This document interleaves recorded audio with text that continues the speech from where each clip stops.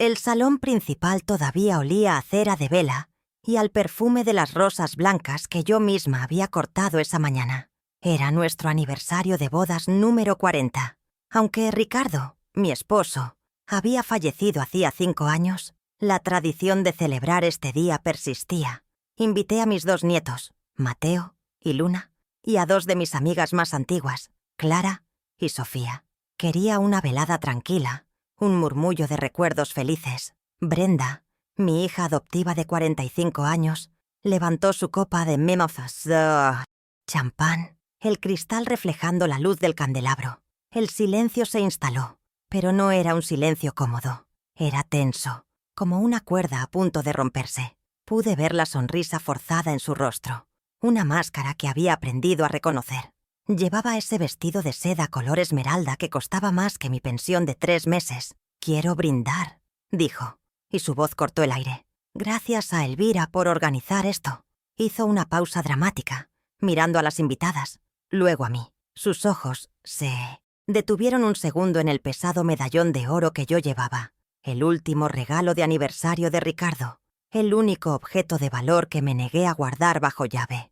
Ese medallón era el objeto pista, el símbolo de todo lo que ella codiciaba y no podía tener, el amor genuino de su padre. «Aunque sabes», continuó, arrastrando las palabras, «que nunca te vi como una madre». El aire se volvió hielo. Mis amigas, Clara y Sofía, intercambiaron una mirada rápida de horror, pero bajaron la vista a sus platos inmediatamente. Mateo, mi nieto de 16 años, se tensó a mi lado.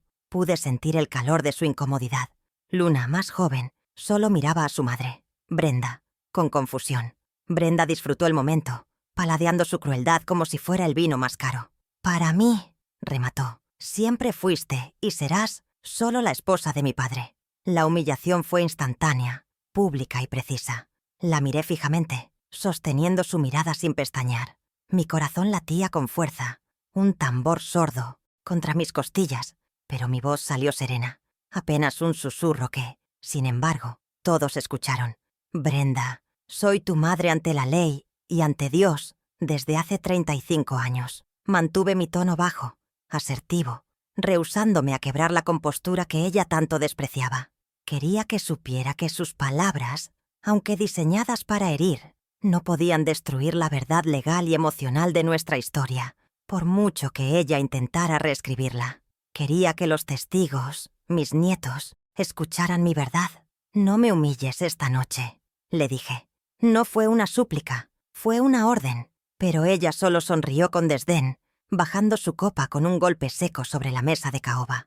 Vio mi medallón de oro de nuevo, y su mirada era pura avaricia.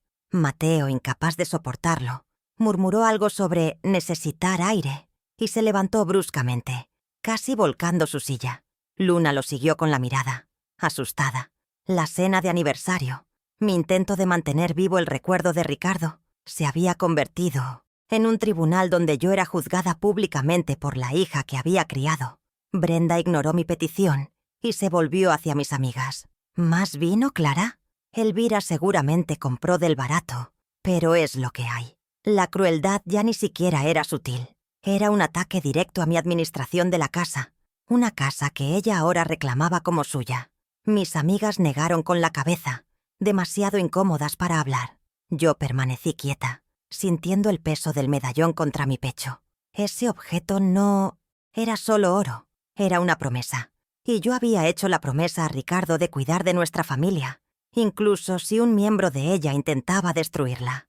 La tensión era tan densa que se podía cortar. Luna finalmente rompió el silencio. «Mami, ¿por qué dijiste eso? La abuela organizó todo». Brenda la fulminó con la mirada. «Luna, los adultos están hablando. Además, es hora de que aprendas la verdad sobre las cosas». «¿Qué verdad? ¿La verdad que ella había inventado para justificar su propia vergüenza? ¿De ser adoptada?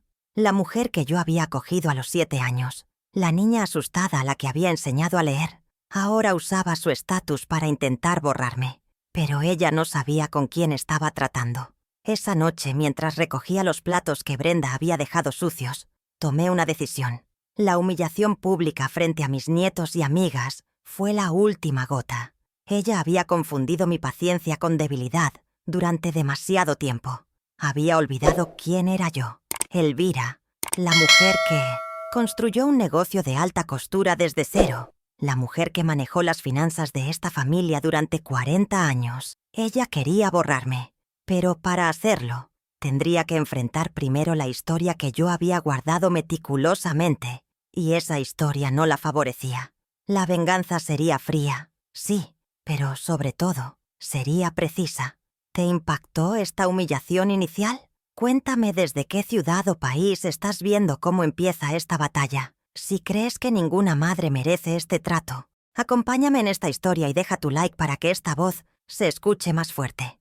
Mi mente viajó 35 años atrás, al día que la vi por primera vez. Era 1987.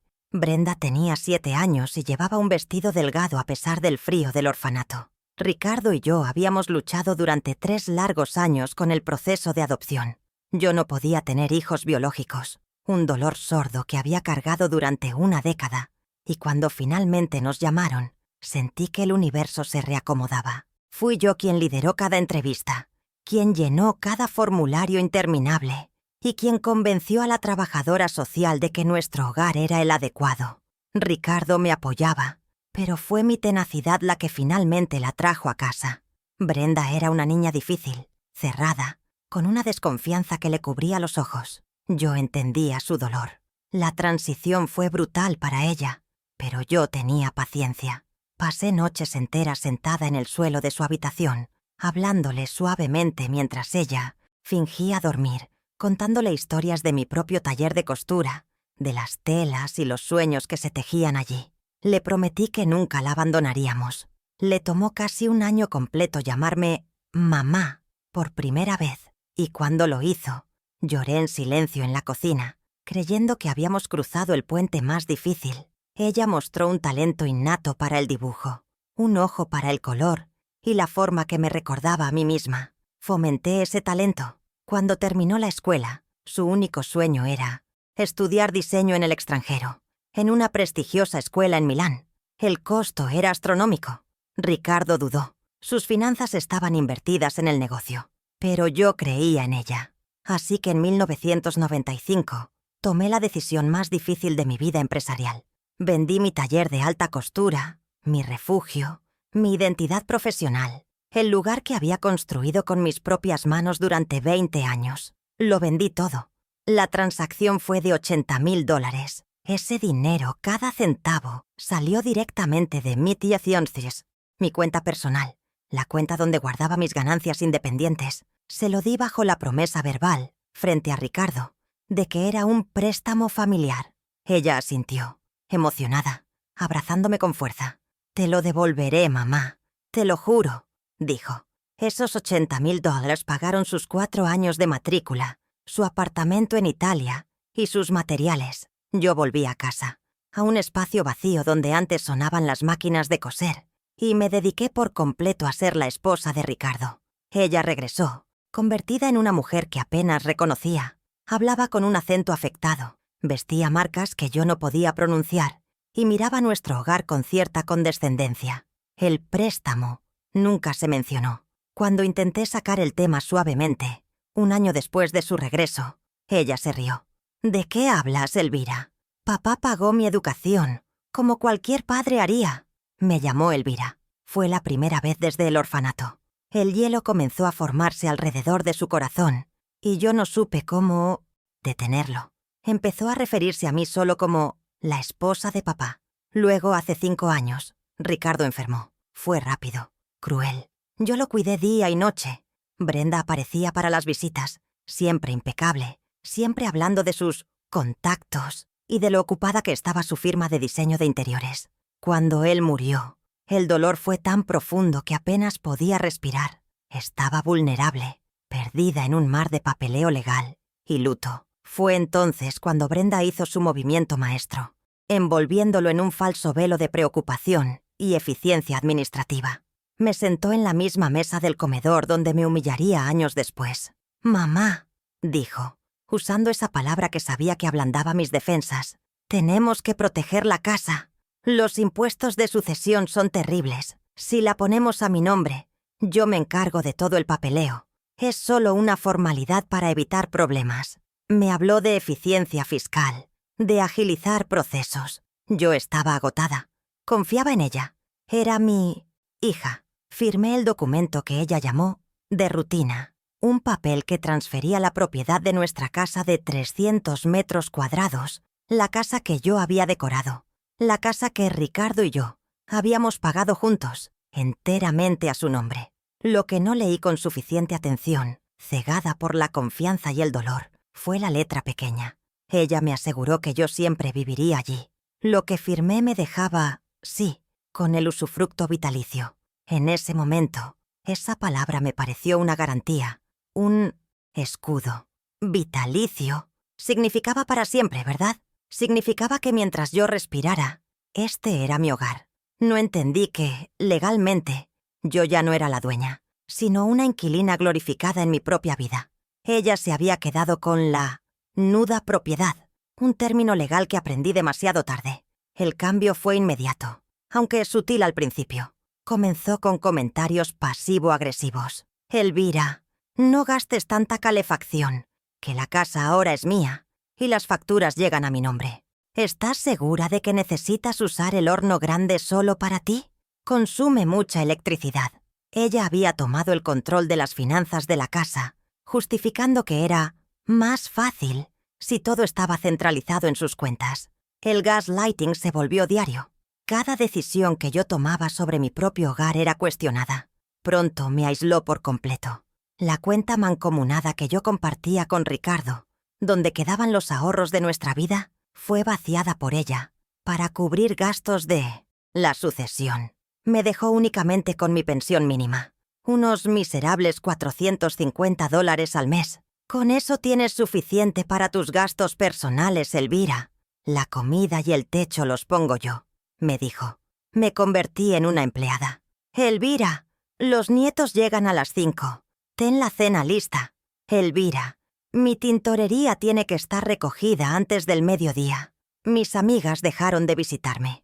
Brenda las hacía sentir incómodas, tratándolas con frialdad o simplemente informándoles que Elvira está descansando y no puede recibir visitas. El aislamiento era su arma más efectiva. Me estaba borrando lentamente. Y yo, por miedo a la soledad, por miedo a perder el contacto con Mateo y Luna, aguantaba. Aguantaba el frío en invierno porque ella controlaba el termostato. Aguantaba el hambre a mediodía porque ella decidía el menú. Aguantaba la humillación. Pero esa noche del aniversario, algo se rompió. No fue solo la humillación pública. Fue la mirada de Mateo. La vergüenza en 1900. Sus ojos no era por mí. Era por su madre. Vi en él una chispa de justicia. La misma que había ardido en mí cuando vendí mi taller. Comprendí que mi silencio no estaba comprando la paz, estaba financiando la tiranía de Brenda. Ella había olvidado que yo, Elvira, de 72 años, costurera de alta gama retirada, poseía una memoria fotográfica para fechas, números y documentos, y había guardado todos los recibos. La mañana del lunes, 2 días después de la infame cena de aniversario, el aire en la casa estaba viciado. Brenda apenas me dirigía la palabra, pero su desprecio era palpable en cada portazo y en cómo ordenaba a los nietos que no molestaran a Elvira con sus tonterías. Yo me movía con una calma deliberada. Mientras ella estaba en su oficina del primer piso, yo tomé mi bolso, el viejo de cuero que Ricardo me regaló, y salí. No le dije a dónde iba. Mi primera parada era el doctor Salas, el viejo amigo de mi esposo, y el abogado que había manejado nuestro patrimonio durante décadas. Necesitaba saber exactamente qué había firmado. El doctor Salas me recibió en su oficina del centro, un lugar que olía a libros viejos y café cargado. Tenía 60 años, ojos cansados pero agudos. Elvira, ¡qué sorpresa! Pensé que Brenda se estaba encargando de todo, dijo con amabilidad. Le expliqué la situación, la firma apresurada de hacía 5 años. La creciente presión. Él frunció el ceño y buscó en sus archivos metálicos. Sacó una carpeta gruesa con mi nombre y el de Ricardo. Y allí estaba la primera prueba. La copia de la escritura de usufructo vitalicio. La había guardado por protocolo. Gracias a Dios. Extendió el documento sobre el escritorio de caoba. Era denso, lleno de jerga legal que me había mareado en aquel entonces, cuando estaba nublada por el luto. El doctor Salas tomó un bolígrafo rojo y subrayó 2 palabras en la cláusula cuarta. «Vitalicio», leyó en voz alta. «E intransferible». Me miró por encima de sus gafas. «Elvira, esta casa es tuya para usar y disfrutar hasta el día de tu muerte. Brenda es la propietaria del ladrillo, pero tú eres la dueña del hogar. No puede echarte. No puede venderla sin tu firma renunciando a esto. Y no tienes ninguna obligación de firmar nada». Sentí que el suelo bajo mis pies dejaba de temblar. La ley estaba de mi lado. Respiré profundamente. El olor a papel viejo llenando mis pulmones. No era solo una inquilina. Yo tenía el control. «Gracias, doctor. ¿Y qué hay de un dinero que le di para sus estudios? ¿Hace mucho tiempo?» Él asintió lentamente. «Si puedes probar la transferencia, podrías tener un caso para reclamarlo como un préstamo no pagado. Pero necesitarías pruebas bancarias, Elvira. Y después de tantos años, sabía que ese era mi siguiente paso. Salí de esa oficina con la primera pieza de mi armadura puesta. Brenda no podía echarme, pero ¿podía yo empezar a reclamar lo mío? Mi siguiente parada fue el Banco Central, la sucursal principal donde Ricardo y yo habíamos abierto nuestras primeras cuentas. La arrogancia de Brenda se había financiado con mis ahorros, y yo iba a probarlo. Tenía mi memoria fotográfica de mi lado. Recordaba las fechas exactas. Una transferencia grande en julio de 1995, justo después de vender el taller. Luego, pagos semestrales para la matrícula, siempre en enero y agosto, desde 1996 hasta 1999. Eran números grabados a fuego en mi mente, asociados al dolor de ver mi sueño profesional desmantelado. La empleada del banco, una joven con uñas acrílicas, me miró con escepticismo. «¿Registros de 1995? Señora, eso está en microfilme, si es que todavía existe. Tomará tiempo».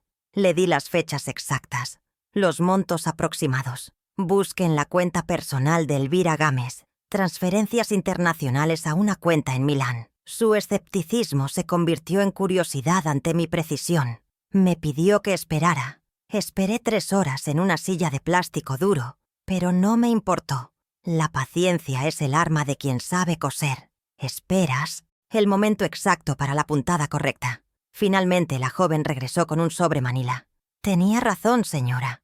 Aquí están». Eran impresiones de los viejos microfilmes, PDFs antiguos impresos en papel térmico, que casi se deshacía. Pero los números eran claros. Allí estaba. 12 de julio de 1995. Una transferencia de $40.000. Y luego, las matrículas. $5.000 el 15 de enero de 1996, $5.000 el 20 de agosto de 1996, y así sucesivamente, sumando un total exacto de $80.000, todos saliendo de mi cuenta personal, la que abrí con la venta de mi taller. Acaricié esos papeles. Eran frágiles, pero se sentían más pesados que lingotes de oro. Eran la prueba tangible de mi sacrificio. La narrativa de Brenda que «papá pagó todo» era una mentira conveniente que ella había construido para minimizarme. Mis ahorros financiaron su arrogancia. Guardé el sobre en mi bolso, junto a la copia de la escritura del usufructo. Ya tenía 2 verdades documentadas. Me pregunté qué necesitaría para que esas verdades importaran.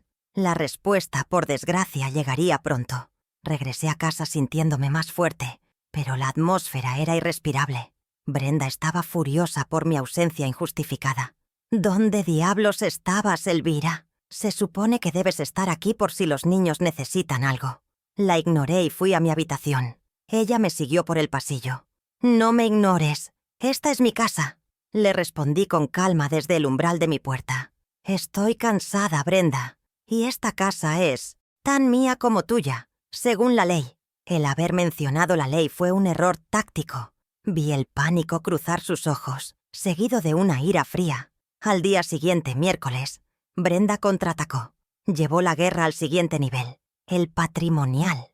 Yo estaba en la cocina preparando té cuando vi, a través de la ventana, a un hombre con un traje elegante y una cinta métrica en el jardín. Estaba midiendo el perímetro. Brenda estaba a su lado, señalando los límites de la propiedad, riendo y asintiendo. Era un agente inmobiliario. Estaba tasando mi casa. El frío de la humillación del aniversario regresó, pero esta vez fue un frío calculado. Estaba midiendo mi vida para venderla.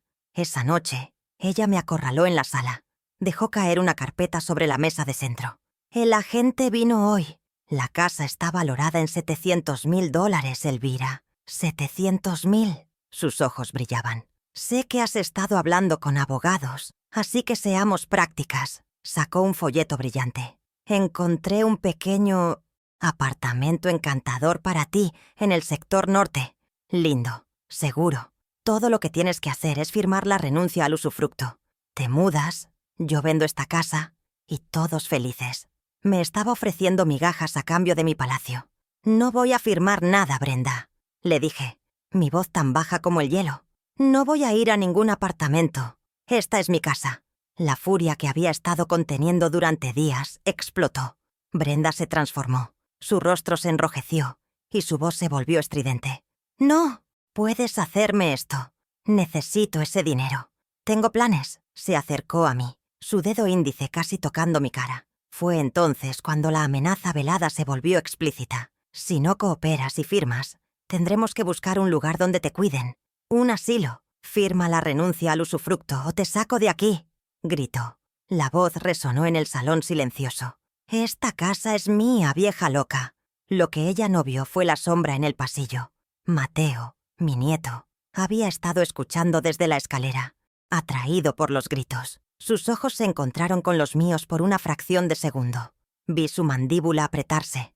Brenda, satisfecha con su estallido, dio media vuelta y subió a su habitación, dando un portazo que hizo vibrar los retratos en la pared. Yo permanecí sentada, temblando, no de miedo, sino de una ira pura y helada. Vieja loca. Así que eso era yo para ella. Una molestia senil que se interponía en su camino hacia los $700,000. La amenaza del asilo era real. Esto ya no era sobre dinero. Era sobre mi libertad y mi salud. La vi capaz de intentar declararme incompetente. El usufructo me protegía de ser desalojada. Pero, ¿me protegía de una tutela forzada? El juego acababa de volverse mucho más peligroso.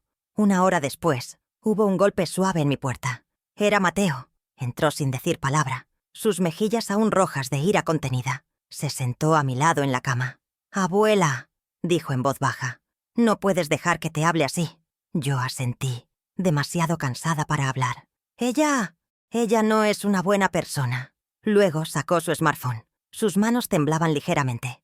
«Estaba en la escalera. Escuché todo. Y lo grabé». Me mostró el archivo de audio en la pantalla de su teléfono. Puso play. Y la voz de su madre llenó mi habitación, metálica y cruel. «O te saco de aquí. Esta casa es mía, vieja loca». Escucharlo de nuevo, sabiendo que era una prueba, cambió todo. El impacto fue visceral. La amenaza era real, y ahora era tangible.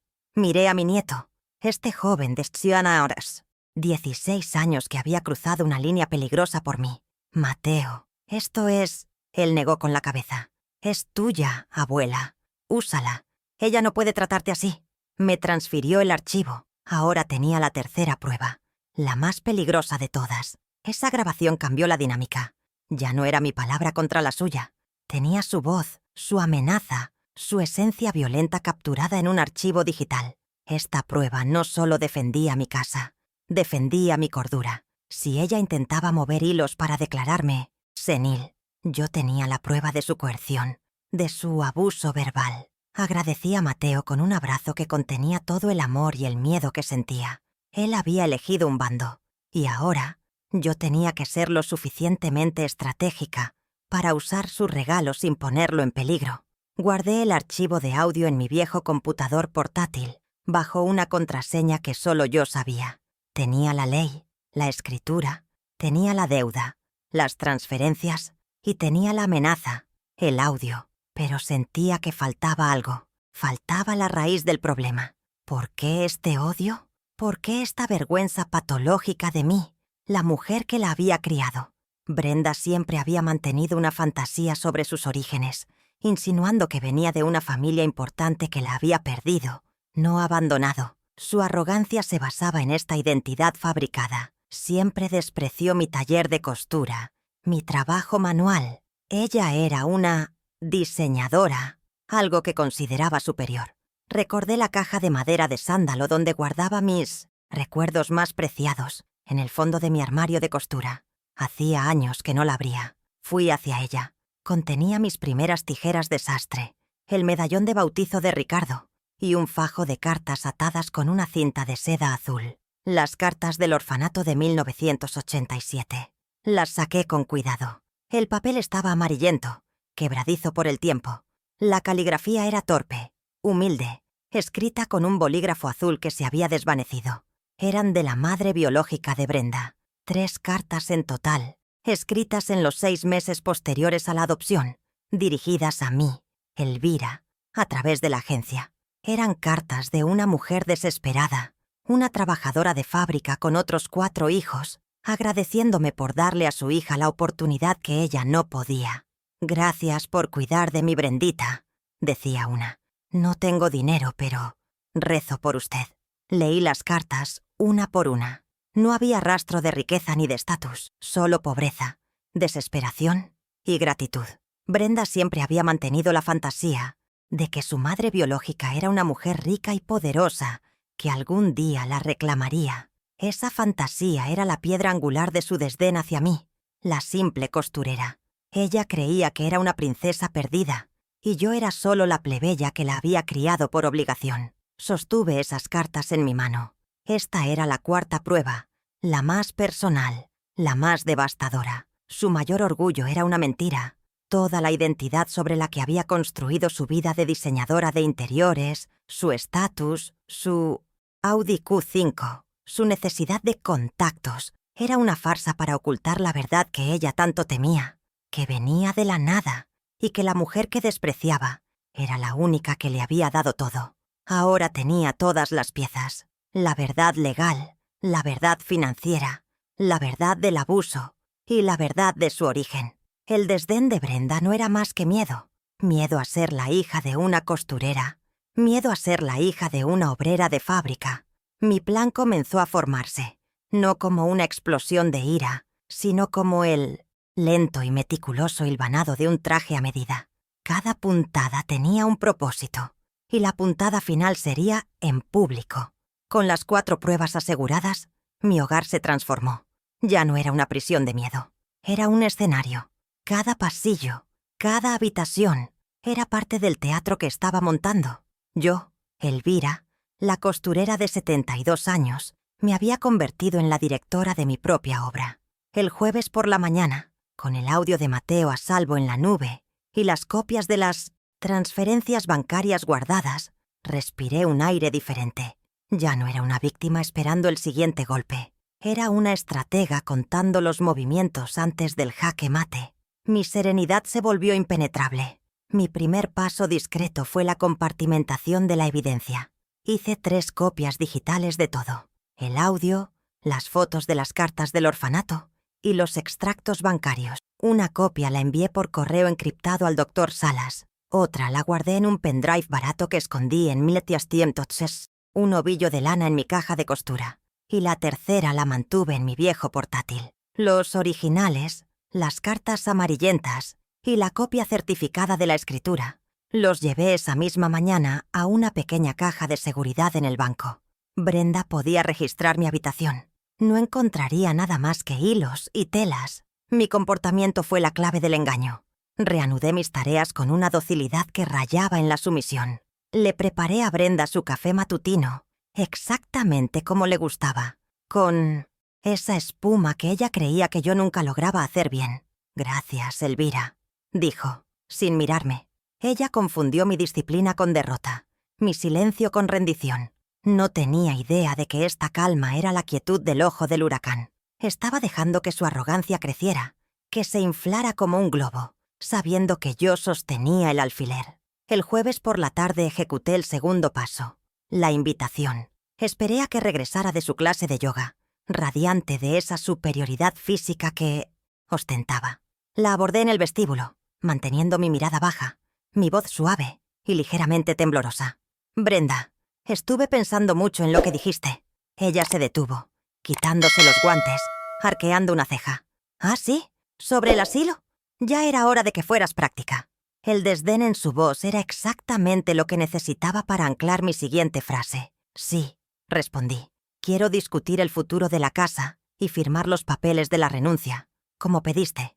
Vi un destello de triunfo, puro en sus ojos. Se relajó visiblemente. Pero añadí como una condición menor. Me gustaría hacerlo bien, no en una oficina fría. Aquí, en casa, una cena especial. Este sábado, con Mateo y Luna, para que vean que estamos tomando esta decisión juntas, como una familia. Jugué directamente con su necesidad de validación y control público. Ella mordió el anzuelo con avidez. ¿Con los niños? Tienes razón. Es importante que vean que finalmente estás cooperando por el bien de la familia. Poner a Mateo y Luna como testigos era crucial. Brenda se deleitaba en humillarme frente a ellos. Yo usaría esa misma audiencia para ejecutar la verdad. Ellos no solo eran las apuestas emocionales, eran el jurado. Su presencia transformaría la revelación de un asunto privado a una sentencia moral. Ella no podía escapar del juicio de sus propios hijos. «Perfecto, entonces», dijo con una sonrisa magnánima, como una reina perdonando a un súbdito. «El sábado a las 8. Prepara esa receta de lomo que le gustaba a papá». Asentí dócilmente. «Y no te preocupes, Elvira. Traeré la carpeta con la renuncia al usufructo.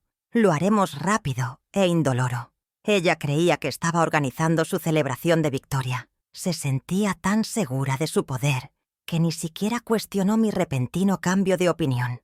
No sabía que estaba confirmando su asistencia a su propia ejecución.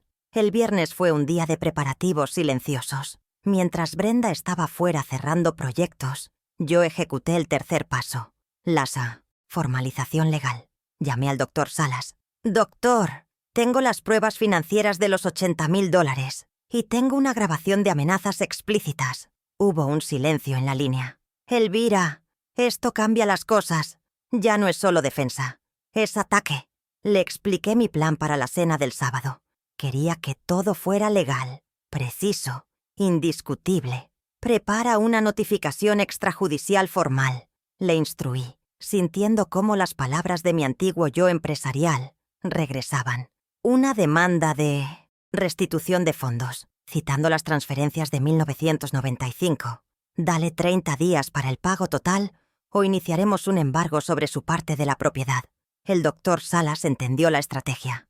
«La nuda propiedad», dijo él. «Si ella no paga, podemos poner un gravamen sobre su único activo. Esta casa». La trampa estaba perfectamente diseñada. La notificación del abogado era una pieza de artillería pesada. No era un consejo legal vago. Era un documento timbrado, con plazos y consecuencias financieras directas. El doctor Salas me aseguró que la tendría lista en PDF, lista para ser enviada al correo electrónico de Brenda exactamente a las 9 de la noche del sábado, en el momento culminante que yo le indicaría. El plan se desarrollaba con la precisión de un patrón de alta costura. Cada pieza encajaba. El plan de batalla para la cena era claro. No era una explosión de ira, era una disección quirúrgica. Primero, establecería mi derecho legal inamovible, usando la prueba 1, la escritura de usufructo. Segundo, expondría su coerción y abuso usando la prueba 3, el audio de Mateo, neutralizando cualquier intento suyo de pintarme como senil. Tercero, en el momento de su máxima debilidad, golpearía sus finanzas con la prueba 2, las transferencias y la notificación del doctor Salas. Y la cuarta prueba, las cartas del orfanato. Esa era diferente. Esa no era para el abogado. Esa era para su alma. Era el golpe de gracia, reservado para el final, para desmantelar la mentira fundamental sobre la que había construido su identidad y su desprecio por mí. Era la verdad de su origen, la prueba de que su vergüenza era la fuente de su crueldad.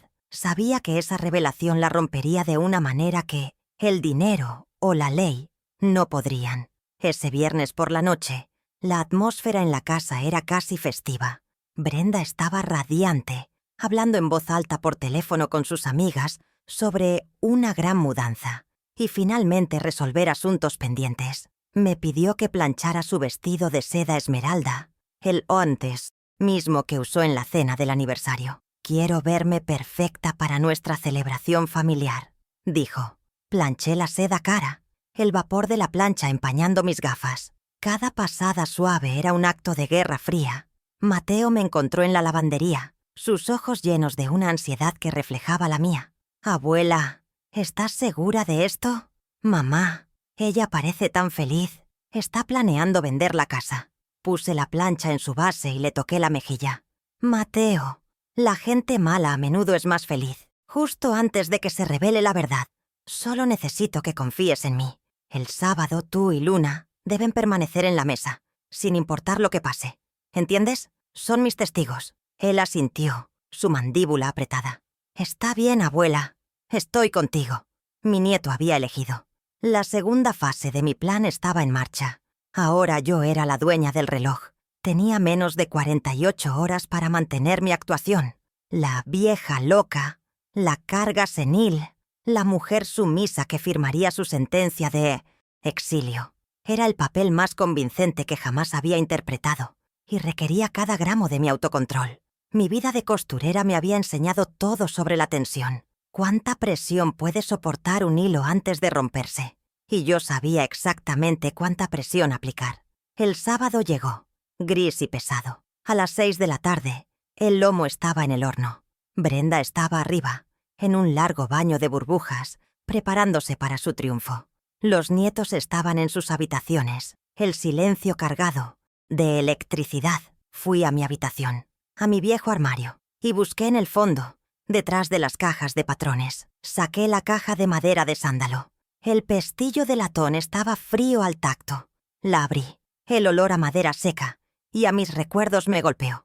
Allí, bajo mi velo de novia y las primeras tijeras de sastre de mi madre, estaba el fajo de cartas, atadas con una cinta de seda azul cielo, ahora desvaída.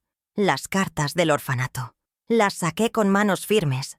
Hacía décadas que no las leía.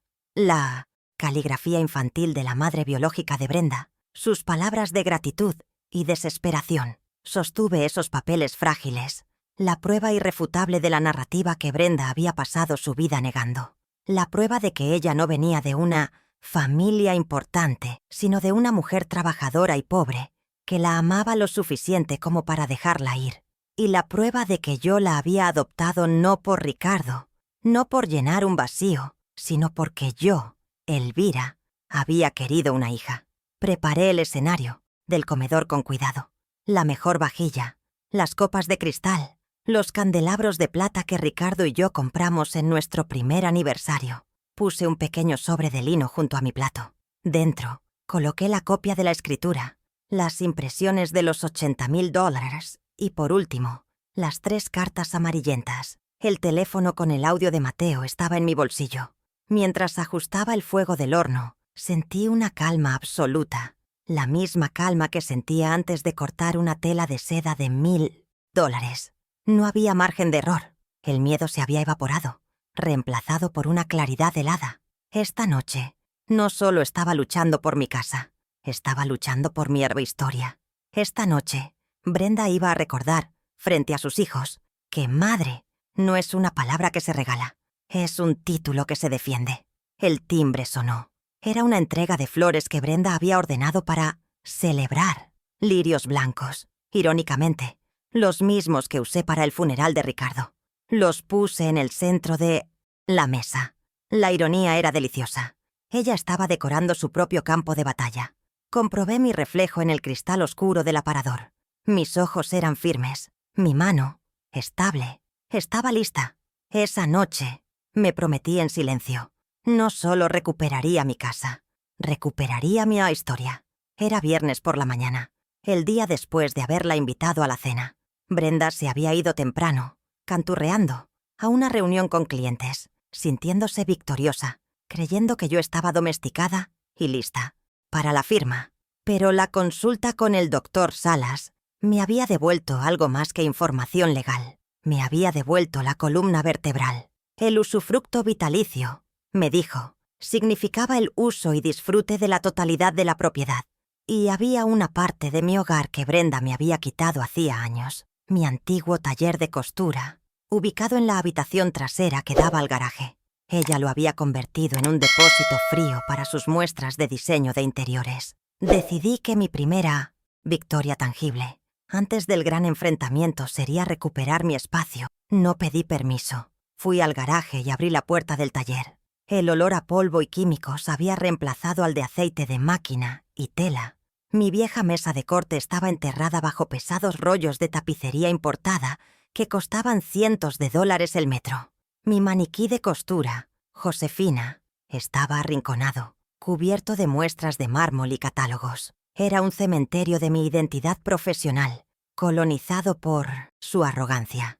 Empecé, metódicamente, a sacar sus cosas. Comencé a mover los rollos de tela, pesados y caros, apilándolos ordenadamente en el garaje principal, junto a su Audi Q5. Luego saqué las cajas de muestras de piedra, los catálogos de lujo. Fue un trabajo físico duro para una mujer de 72 años, pero cada caja que movía aligeraba una carga en mi alma. Estaba limpiando la casa de su desprecio. Mateo me encontró a mitad de la tarea, con los ojos abiertos por el pánico. «Abuela, ¿qué estás haciendo? Mamá se va a enfurecer cuando vea sus muestras aquí. Valen una fortuna». Me detuve para secarme el sudor de la frente. Lo miré con una serenidad que lo sorprendió. «Es mi taller, Mateo. Siempre lo fue. Mucho antes de que ella decidiera que era un depósito». Mi voz era firme. «Tu madre ha confundido mi paciencia con permiso durante demasiado tiempo. Solo estoy limpiando». Mateo no dijo nada, pero vi un destello de admiración en su rostro. Se quedó allí, en silencio, y empezó a ayudarme a mover una caja de azulejos especialmente pesada. Ya no estaba sola en esto. La pequeña victoria se sentía compartida. Brenda regresó a las 4 de la tarde. La oímos frenar bruscamente en la entrada. Entró al garaje y se quedó helada.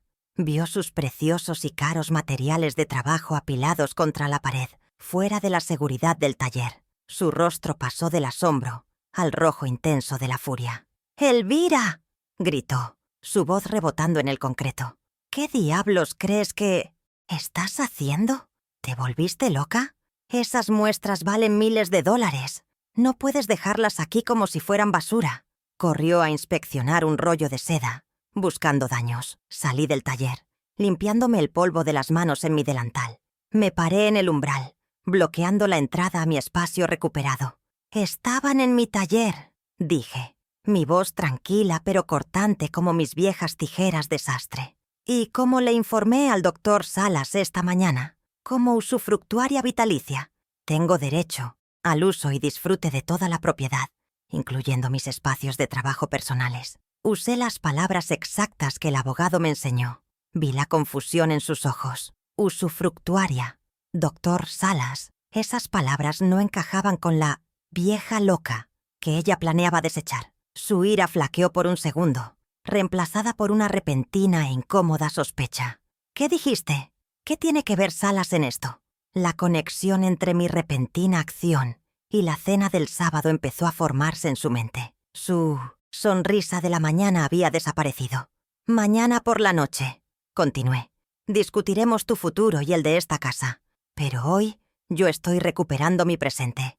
Y señalé el taller detrás de mí, donde mi vieja máquina de coser Singer ya era visible. «Es mi presente». Brenda intentó recuperar el control. Se enderezó, inflando el pecho.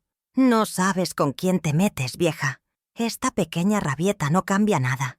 Estás jugando a la abogada y te vas a quemar». Pero había un ligero temblor en su voz que no estaba allí antes. Mi calma la estaba desarmando más que cualquier grito.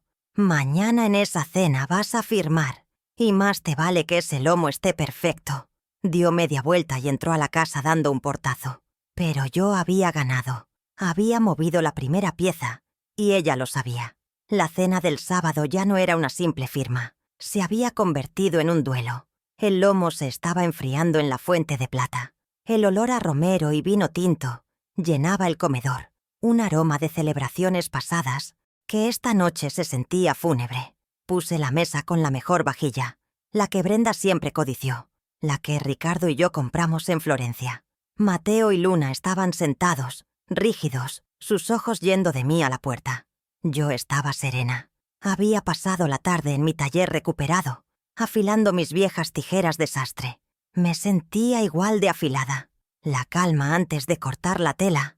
Brenda entró a las 8 en punto. No como una hija que viene a cenar, sino como una ejecutiva llegando a una junta de accionistas que ya ha ganado. Llevaba el vestido de seda esmeralda, su cabello recogido en un moño impecable. En su mano no traía vino ni flores. Traía una carpeta de cuero timbrada. La puso sobre la mesa, justo al lado de mi plato, con un golpe seco. El sonido pareció resonar más fuerte que cualquier conversación. Sus ojos brillaron con un triunfo helado. «Bueno, Elvira», dijo, su voz melosa, ignorando a sus propios hijos. «Qué bien que entraste en razón». Abrió la carpeta. Dentro, una sola hoja de papel y un bolígrafo costoso. «Traje la renuncia al usufructo. Firma», me ordenó. No me pidió. «Y te mudo al apartamento el lunes, sin resentimientos». Su sonrisa era puro desdén, asumiendo mi derrota total. Estaba tan segura de su victoria, tan cegada por su avaricia, que no vio el sobre de lino que descansaba junto a mi mano izquierda. Levanté la mirada de la carpeta, encontrando sus ojos. Sostuve su mirada durante 3 segundos completos, dejando que el silencio se estirara. «Mateo», contuvo el aliento. «No voy a firmar nada, Brenda», dije. Mi voz no fue un susurro, ni un grito, fue una declaración. Tomé mi propio sobre de lino y saqué el primer papel. «Esta casa es mía, en usufructo vitalicio». Deslicé la copia de la escritura sobre la mesa pulida. El papel se detuvo justo al lado de su carpeta de cuero. Ella me miró fijamente, su sonrisa titubeando. «¿Qué es esto? ¿Un truco?» «Es la ley», respondí. «Consulté a un abogado, al doctor Salas, el mismo que manejó la sucesión de tu padre». El nombre de Salas la golpeó.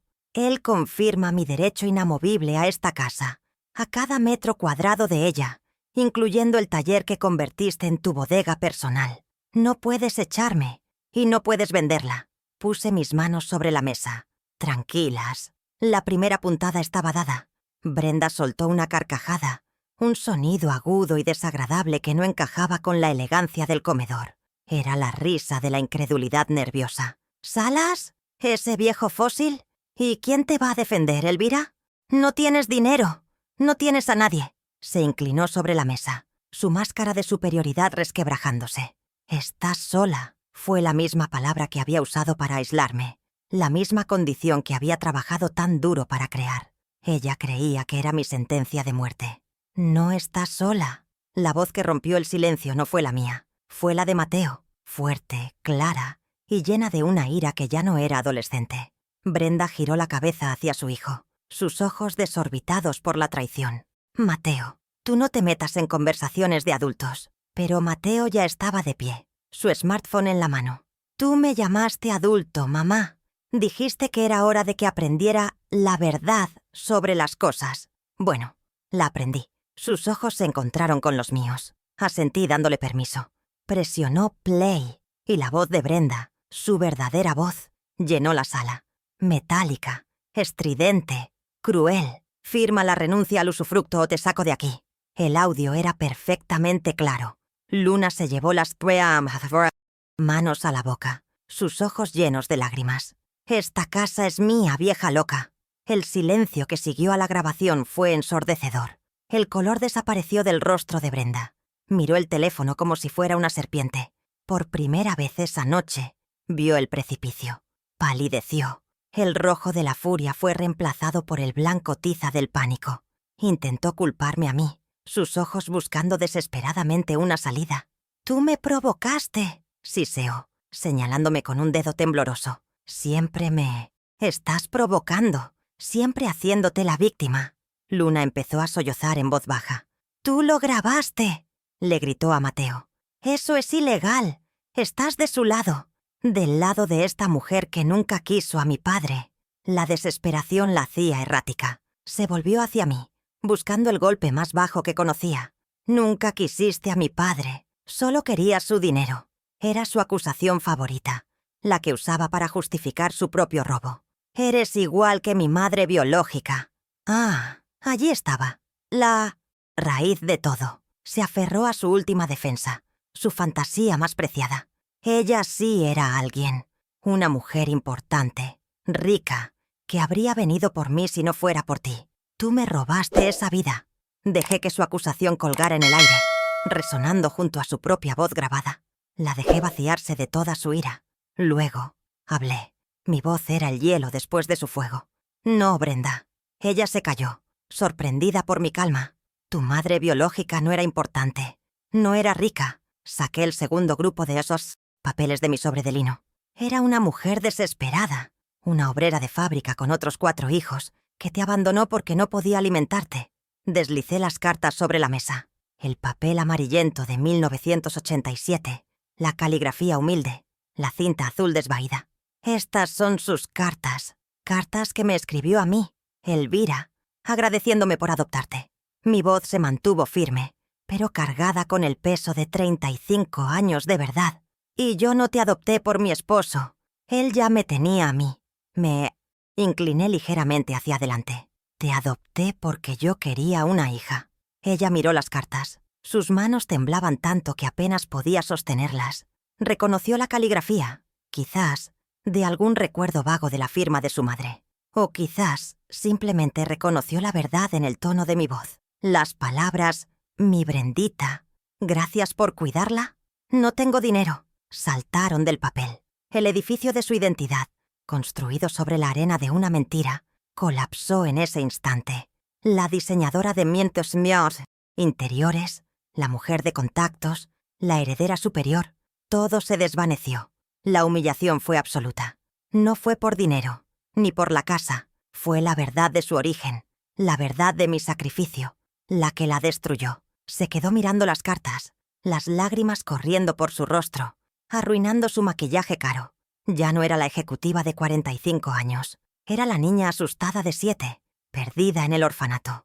Pero yo ya no sentía compasión. Sentía justicia. Ahora era el momento de las consecuencias. Con la misma calma, hablé de nuevo. Consecuencia número 1. Patrimonial. Su cabeza se levantó de golpe. Como usufructuaria vitalicia, con pruebas de tu amenaza de echarme, he tomado una decisión. Hice una pausa. Mañana, a las 9 de la mañana, vendrá un cerrajero a cambiar todas las cerraduras de esta casa. Brenda me miró, confundida. Tú, Brenda, como nuda propietaria, tienes 30 días para desalojar esta propiedad. Ya no vives aquí. ¿Qué? No puedes. Es mi casa. Gritó, pero su voz se quebró. Yo soy la dueña. El doctor Salas te lo confirmará. La interrumpí. El usufructuario tiene el derecho de uso exclusivo. Tus amenazas y tu intento de coaccionarme para firmar la renuncia han roto cualquier acuerdo de convivencia. Estás fuera. Legalmente. Mateo me miró, asombrado por la precisión del golpe. Elvira, la costurera, conocía sus derechos. Consecuencia número 2. Financiera. Saqué el último fajo de papeles. Las impresiones de microfilme. Del banco. Estos son los registros de 1995. $80,000 de mi cuenta personal, la venta de mi taller, para pagar tus estudios en Milán. Los puse frente a ella. Un préstamo familiar que nunca reconociste. Sus ojos se abrieron de par en par. ¿80,000? Papá dijo que era un regalo. Ricardo te regaló su amor. Yo te presté el dinero de mi trabajo, corregí. Y esta, añadí sacando mi teléfono, es la notificación extrajudicial que el doctor Salas acaba de enviar a tu correo electrónico. Exige la restitución total de esos $80,000, ajustados a la inflación. Tienes 30 días para pagar o iniciaremos un embargo sobre tu único activo, la nuda propiedad de esta casa. Su rostro se volvió gris. Estaba atrapada. Y entonces, la consecuencia final, la que yo no impuse, sino la que ella misma había cultivado. Luna, que había estado llorando en silencio, se levantó, se secó las lágrimas con rabia. «Mamá, ¿cómo pudiste? ¿Una vieja loca? ¿Un asilo?» Su voz temblaba. Yo no quiero ir contigo». Brenda la miró, suplicante. «Luna, cariño, ¿no entiendes?» «Sí entiendo», gritó Luna. «Entiendo que eres cruel. Me quedo con la abuela». Mateo ni siquiera miró a su madre. Se acercó y puso su mano en mi hombro. «Nos quedamos con la abuela, mamá». Se volvió hacia Brenda. Su voz era la de un juez. Tú tienes 30 días para desalojar. Nosotros ya elegimos nuestro hogar. La tríada de consecuencias estaba completa. Había perdido la casa. Estaba endeudada hasta el cuello y acababa de perder a sus hijos. Todo en menos de 10 minutos. Brenda se quedó sola en la mesa, rodeada por la vajilla cara y el lomo frío. Las cartas del orfanato estaban esparcidas frente a ella como las ruinas de su vida. Estaba completamente destrozada. No por mis acciones, sino por la verdad de las suyas. Tomé la mano de Luna y puse mi otra mano sobre la de Mateo. Vayan a empacar sus cosas esenciales. Mañana reorganizaremos las habitaciones. Los guié fuera del comedor, dejándola sola con el eco de sus propias mentiras. A la mañana siguiente, el cerrajero llegó puntualmente a las 9. El sonido metálico de la vieja cerradura siendo reemplazada fue el sonido más dulce que había escuchado en 5 años. Era el sonido de la autoridad regresando a su dueña legítima. Brenda no protestó. La había visto esa mañana, sentada en el escalón de la entrada, su costoso abrigo arrojado sobre una maleta. Se veía pequeña, desinflada, la arrogancia de la noche anterior, reemplazada por un vacío gris. No me miró cuando el taxi llegó. Se fue sin el Audi Q5, que pronto estaría bajo el gravamen del embargo, llevándose solo 2 maletas. El poder no siempre grita. A veces, simplemente, cambia la llave. Esa tarde me senté con Mateo y Luna en la cocina. La luz del sol entraba por la ventana que Brenda siempre mantenía cerrada para conservar la temperatura. Hice café y saqué las galletas que a ellos les gustaban. Establecimos nuevas reglas. Reglas simples, pero firmes. Honestidad, por encima de todo. Tareas compartidas. Yo cocinaría, ellos ayudarían a limpiar. Horarios de estudio respetados. Pero la regla más importante era la del respeto mutuo. En esta casa, les dije, no usamos el silencio para castigar ni las palabras para herir. Aquí hablamos. Dejaron de ser los hijos de la tirana para ser, simplemente, mis nietos. La maquinaria legal se movió con la precisión que le había pedido al doctor Salas. La notificación del embargo sobre la nuda propiedad de Brenda se registró oficialmente. Los $80,000 se convirtieron en un muro legal que la rodeaba. Ella era dueña de una casa de $700,000 en la que no podía entrar, que no podía vender y que ahora le debía dinero a la mujer que había intentado destruir. Irónicamente, mi pensión de $450 me daba más libertad que su patrimonio bloqueado. Transferí esa pensión a una cuenta bancaria nueva, a mi único nombre. Yo controlaba cada centavo. Con la casa, respirando de nuevo, decidí resucitar mi propia vida. Fui a la habitación del fondo, mi antiguo taller. El espacio que había recuperado el día anterior ahora se sentía verdaderamente mío. Pasé una semana limpiando el polvo de mi vieja máquina de coser, Singer. Mateo, sorprendentemente hábil con la mecánica, me ayudó a aceitarla y reemplazar las correas. El primer sonido que hice no fue un vestido, sino el zumbido constante y rítmico de la aguja perforando la tela. Era el sonido de mi corazón, volviendo a latir con propósito. Luna se sentó a mi lado, dibujando bocetos en un cuaderno. La nueva rutina se asentó como un bálsamo. Brenda llamó, por supuesto. Su voz había perdido todo el filo. Ahora era lastimera, manipuladora. «Mamá, me tienes en la calle». Le recordé con calma que tenía un negocio exitoso y un apartamento alquilado. Establecí los nuevos límites de visita, como le había prometido al abogado. Puedes ver a los niños los sábados de 2 a 4 de la tarde, en la sala de estar. No subirás a las áreas privadas. Cuando vino el primer sábado, la recibí en la puerta. Tuvo que ver, desde la sala, cómo Luna y yo trabajábamos juntas en el taller, riendo. El cambio en mis nietos fue la restauración más profunda. Mateo, liberado del deber de proteger a su abuela y de la vergüenza de su madre, enderezó los hombros. Sus notas mejoraron. Empezó a hablar de la universidad, de ingeniería, no de los contactos de su madre. Luna, que había vivido bajo la sombra de ser la hija de la diseñadora, floreció. Dejó de usar la ropa incómoda que Brenda le compraba y se unió a mi club de tejido benéfico, mostrando una paciencia y una habilidad manual que me recordaban a mí misma. Estaban recuperando la infancia que el estatus les había robado.